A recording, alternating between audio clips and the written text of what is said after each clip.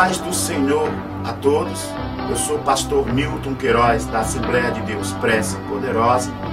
Estou trazendo para você mais uma mensagem do coração de Deus para a sua vida. O nosso endereço é www.precepoderosa.com.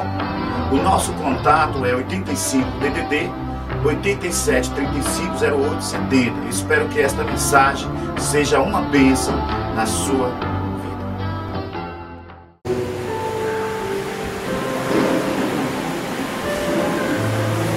Pode acender a luzinha lá na câmera aí. Tem aí light, é só apertar a light, o botãozinho aí.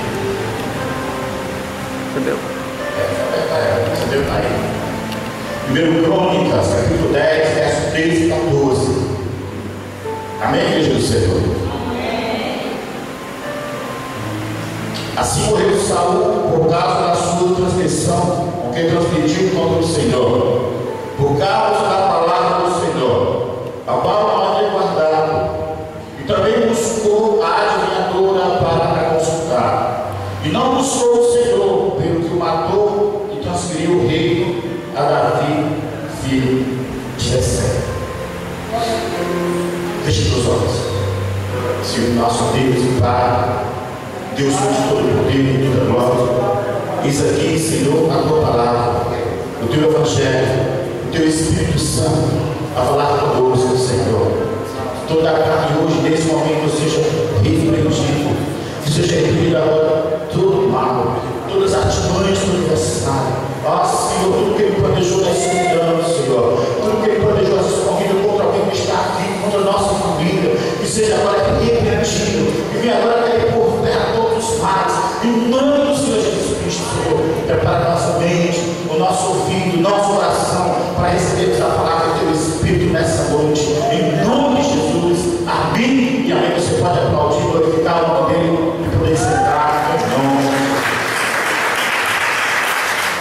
Glória a Deus.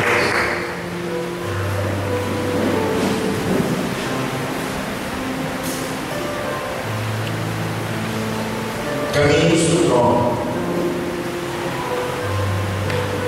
Sabemos que Deus escolheu Saul, mas no desenrolar da história de Saul, nós vemos a desobediência de Saul. Quando nós olhamos para a vida de Saul, nós vemos uma vida de um homem que deixou se envolver pelo poder, que deixou o seu coração ser tomado pelo poder. Daí a Bíblia diz que o Senhor olhou para a terra, o Senhor olhou para os palácios, o Senhor olhou para as mansões, o Senhor olhou para as grandes empresas, e o Senhor olhou para o deserto, olhou para as camisas e achou o Criador de ovelhas. Ali estava o homem que Deus escolheu para reinar no lugar de Saul. Sabemos que o Senhor mandou o profeta consagrar o homem de Deus. Sabemos então que Saul era um homem bonito, a Bíblia diz que ele era um homem bonito, que os seus ombros se saíam sobre os outros, era um homem de aparência notável, era um homem alto, era um homem de guerra, mas o Senhor rejeitou. Quando o profeta foi lá para consagrar Davi, pensou ele que Deus ia usar o mesmo projeto, pensou ele que Deus ia fazer da mesma maneira. Quando os filhos de Jessé passaram, ele olhava para a aparência do homem e dizia: certamente é esse que o Senhor escolheu. Passou o primeiro, o Senhor rejeitou. Passou o segundo, o Senhor rejeitou. Porque o profeta olhava pela aparência, o profeta olhava pela formosura. Quando os filhos de Jessé acabaram, A Bíblia diz que o profeta perguntou se não havia mais mancebos. Ele disse que havia apacentado ovelhas no campo. E ele mandou chamar. Sabemos que quando ele passou pela porta, o Senhor disse para Samuel: eis daí. Não tinha aparência como os outros tinham, mas tinha um coração que Deus queria no qual os outros não tinham. Ele consagrou o homem de Deus, o homem segundo o coração de Deus, e ele não assumiu de imediato o trono. Saul foi ungido, Saul foi consagrado e assumiu o trono. Mas Davi, ungido e consagrado, não assumiu o trono, voltou para cuidar de ovelhas. Porque ele não era o tempo. Existe o tempo do homem e existe o tempo de Deus. Quando nós começamos a conhecer a vida de Davi, nós começamos a aprender com ele os comportamentos do homem escolhido por Deus. Davi não foi pegar ninguém, porque não assumiu o trono. Certa feita, a palavra de Deus diz que o pai chamou e mandou levar comida para os irmãos no campo de batalha. Davi o escolhido para rei, Davi o escolhido para o trono. Ele podia ter recusado levar comida, levar marmita para os irmãos. Afinal de contas, ele tinha sido consagrado, ele tinha sido ungido dele. Mas ele obedeceu ao Pai. Ele ouviu a voz do Pai. Quantas pessoas ainda na face da terra não respeitam o Pai?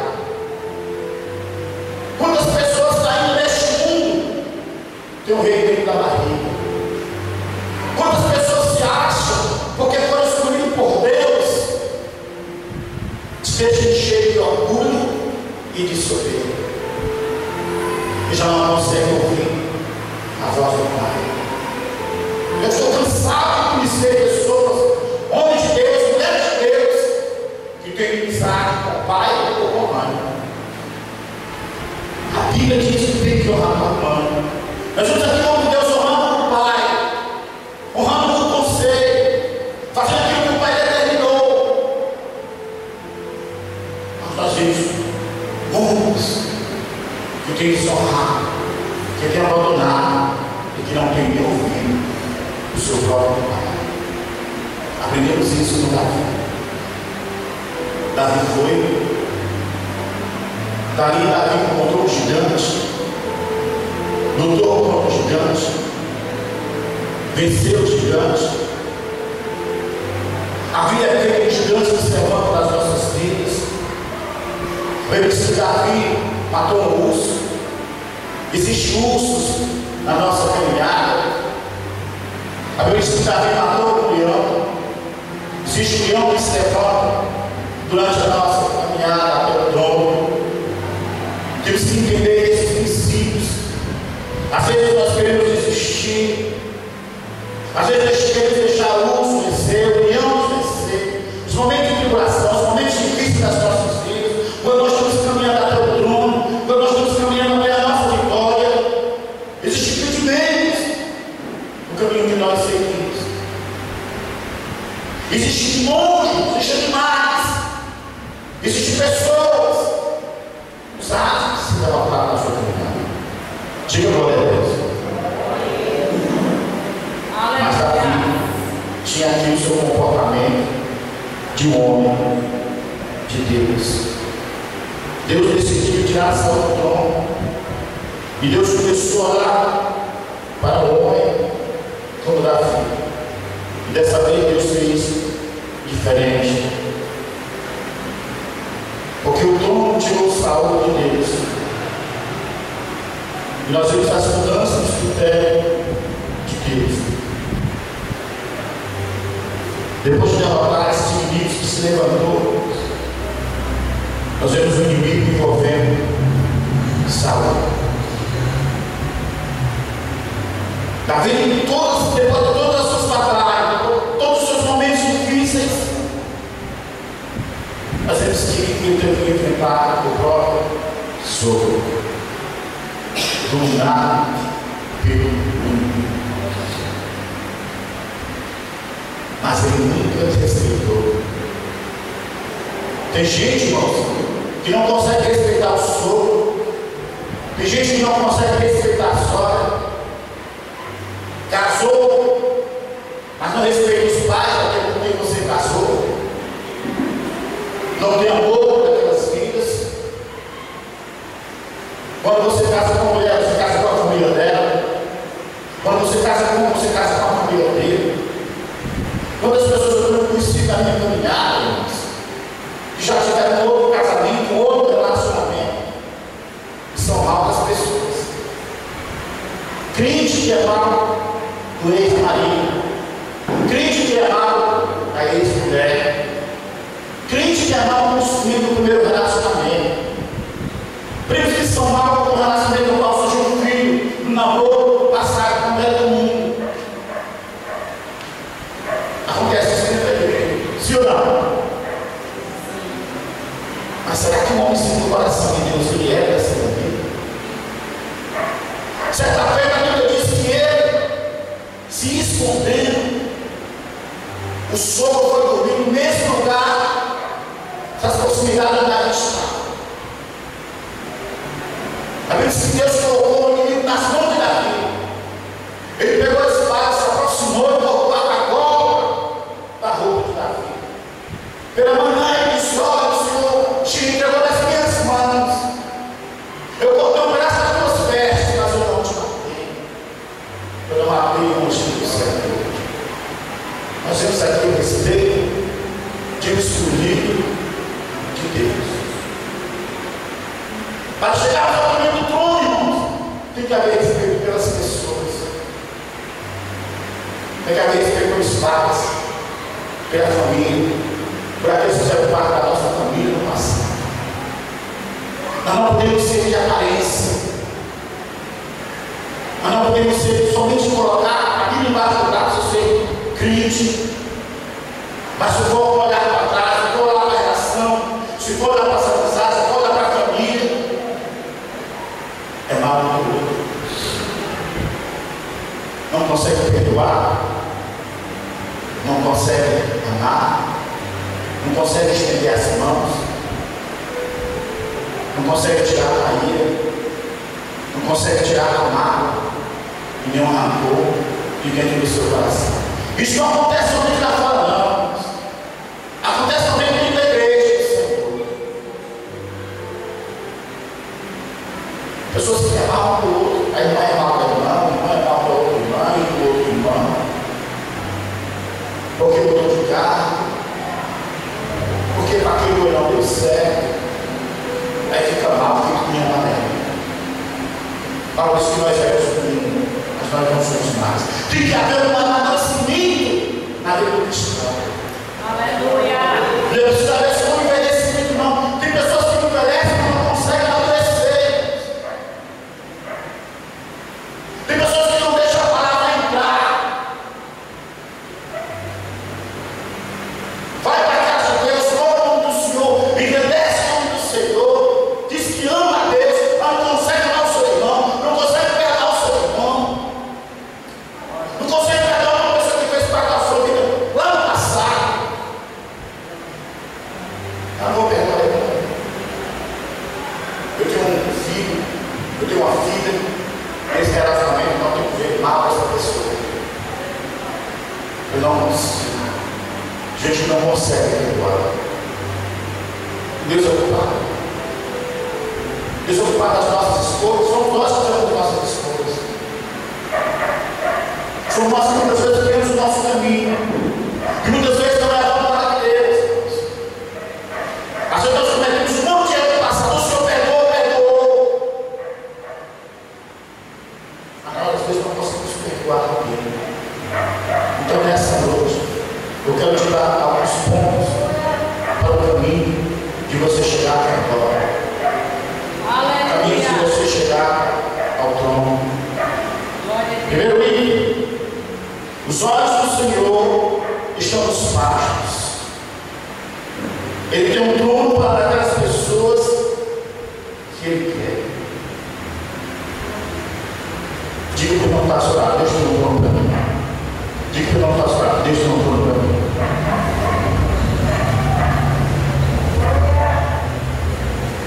Glória a Deus.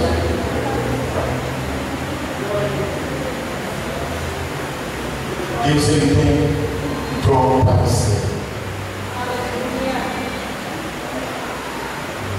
Deus, Ele tem algo guardado para você. É isso que nós temos que entender. Deus não nos escolheu para ser vencido. Deus não nos chamou para ter inimizade com ninguém. Deus não nos chamou para ser derrotado nem destruído. Nós não somos meros espectadores. Nós não estamos na igreja para ser somente de enfeite, nem para ser mais bonito do que o outro. Nós estamos na igreja para aprender com o Evangelho de Cristo. Nós estamos na igreja para ser tratado. Nós estamos na igreja para ter uma vida espiritual trabalhada por Deus. Nós estamos na igreja porque Deus tem uma coroa. Nós estamos na igreja porque Deus vai nos levar para morar no céu. Deus tem uma chamada para cada um de nós. Ele disse: eu vou preparar lugar, mas eu vou voltar. E Ele vai voltar. E Ele vem buscar a sua igreja. Mas se você tiver essas amizades que eu citei, você não vai alcançar trono, você não vai alcançar a salvação. Você pode perder por nada. Por nada. Não é Deus, somos nós. As coisas estão nas nossas